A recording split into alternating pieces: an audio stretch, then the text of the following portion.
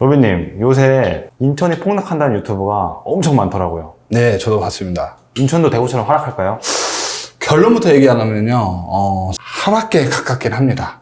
다만 대구하고는 다르다고 봐요. 공통적인 부분은 제가 봤을 때는 공급 물량이 많다는 점이거든요. 인천하고 대구가 다른 점이 한 가지가 있습니다. 하나 차이점은 수요의 차이가 크다고 봐요. 그 수요의 차이는 대구는 주변에 뭐가 없죠. 소도시밖에. 근데 인천광역시는 위치가 어디에 오고 있죠? 경기, 수도권. 그렇죠. 그렇기 때문에 서울과 경기권에 흡수를 좀 빨아들일 수 있어요. 즉, 이 얘기는 흡수를 빨아들인다면 사람들이 얘기해요. 무슨 소리야. 수도권의 제일 하위 지역이 인천인데 경기하고 수도권 사람들이 과연 갈까? 이 얘기를 할 건데 사실 그 수요를 빨아들인다는 건 전 젊은 사람들이 갈 수 있다고 보거든요. 그래서 그 수요에 좀 차이가 있다고 봅니다. 그러면 인천 상황도 한번 지금 살펴주시면 좋을 것 같아요. 첫 번째로 살펴볼 게 입주 물량이에요. 올해가 38,000 정도 입주 물량이. 그리고 내년에는 49,000. 그리고 내후년에는 한 23,000 정도 물량이 지금 있는데요. 올해만 보더라도 과거 2007년 정도에 보면 뭐 3만 이 정도 있었어요. 네. 근데 그것보다 훨씬 더 많은 수치거든요. 그러다 보니까 굉장히 역대적으로 많은 수치다. 그럼 인천광역시에 어디 곳곳에 입주 물량이 있는지도 체크해보는 게 중요해요. 첫 번째로 가장 많은 곳이 서구 37,000. 두 번째로 많은 곳이 부평구 23,000. 그리고 세 번째로 많은 곳이 미추홀 18,000 정도. 그 다음에 뭐 연수구, 중구수는 많은데요. 결론적으로 보면 부평구하고 서구가 제일 많은 거예요. 그랬을 때 서구의 입주 물량을 또 한 번 더 깊게 들어가 보면요. 서구에서 제일 많은 입주 물량은 청라신도시, 루원시태라는 곳이 있고요. 그 다음에 한 곳은 검단신도시예요. 비중으로 따졌을 때 검단신도시가 거의 한 70% 차지하긴 하거든요.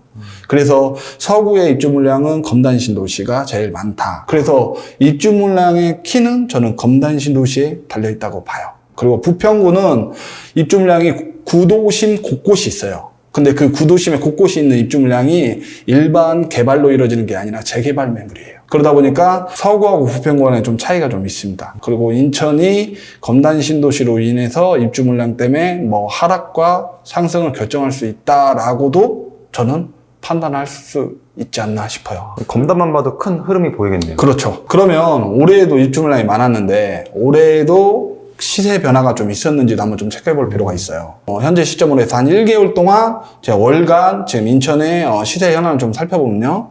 지금 딱 눈에 띄는 게 상승한 지역과 하락한 지역이 보이거든요. 하락한 지역 같은 경우는 지금 제일 많이 하는 데가 인천 남동구, 그리고 두 번째는 인천 연수구, 그 다음에 인천 부평구인데 사실 뭐 인천 부평구의 치수는 그렇게 크지 않아요.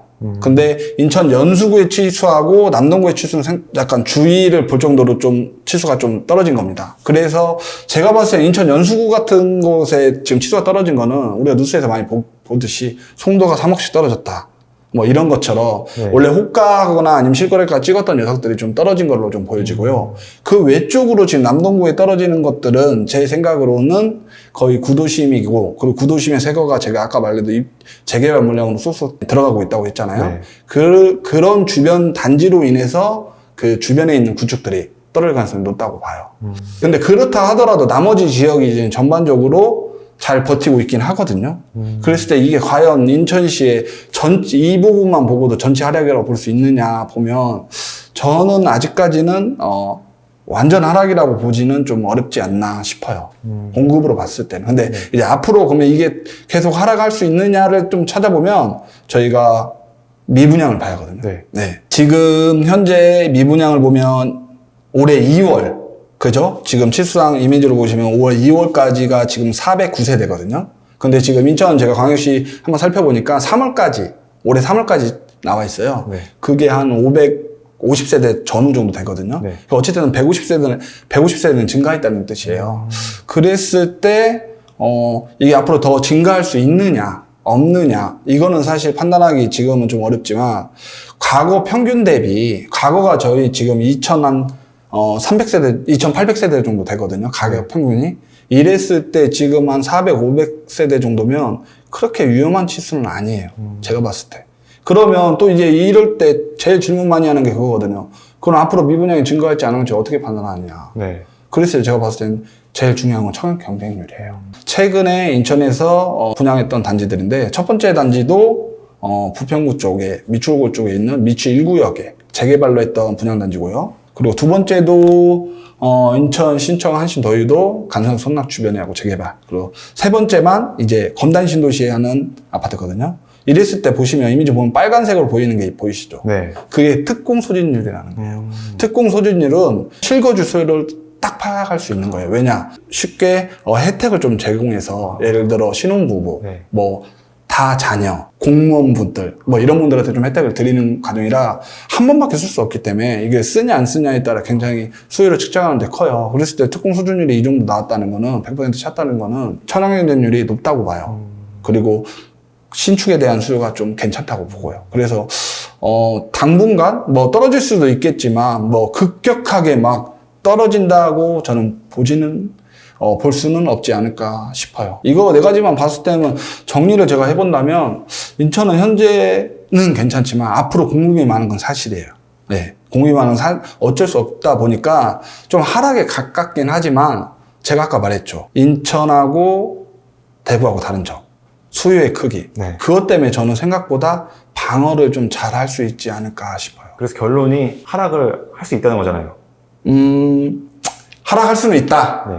다만 검단 신도시의 키가 있기 때문에 검단 신도시에 따라 하락 여부가 결정되지 않을까라는 생각을 합니다. 그럼 현재 정리하면 보합 내지 약간 하락 이렇게 정리할 수 있어요. 하락보다는 보합하다가 하락 가능성이 있다. 이렇게 볼 수 있죠. 크진 않을 거다. 네. 그 노비님, 그러면은 뭐 하락한다고 하니까 투자는 피해야 될 것 같은데 네. 실거주 하시는 분들 걱정될 것 같아요. 네. 사야 되나 말아야 되나? 그렇죠. 어떻게 해야 될까요? 당연히 무주택자는 사야 한다고 봐요. 제가 지금 사야 한다고 이야기한 거는 인천에 있는 모든 아파트를 사야 한다는 게 아니라 인천에 있어서 좀 입지가 떨어져도 좀 신축 아파트, 저렴한 가성비로 접근할 수 있는 아파트들은 전 사야 한다고 봐요. 그 이유가 아까 말씀드렸다시피 검단 신도시 같은 곳은 분양가가 공공택지로 개발되다 보니까 분양가가 한 4억에서 5억 선이거든요. 그런 것들은 한번 노려보는 게 어떨까라는 생각을 하거든요. 다만 이랬을 때 대출하고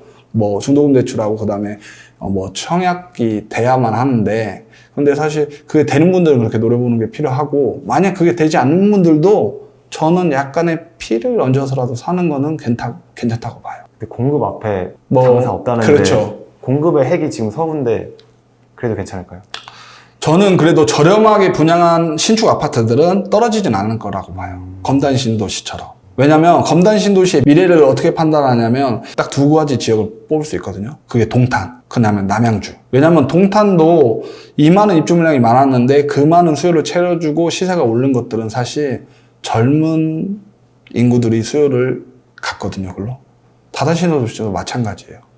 다만 이곳과 좀 차이점이 있는 게 동탄은 GTX 소재, 남양주는 별내선이라는 강남을 내주는 호재가 있는데 이제 인천에 있는 검단 신도시는 호재가 뭐 따지면 1호선이 있긴 해요. 네. 하지만 이 두 가구는 사실 비교할 수는 없거든요. 그렇기 때문에 좀 다를 수도 있겠지만 제 생각에는 그래도 과거에 이런 지역들이 지금 시세를 보면 10억 이상까지 다 올라갔고 그리고 입주 물량이 끝날 때는 다 안정적으로 지금 자리를 잡고 있단 말이에요.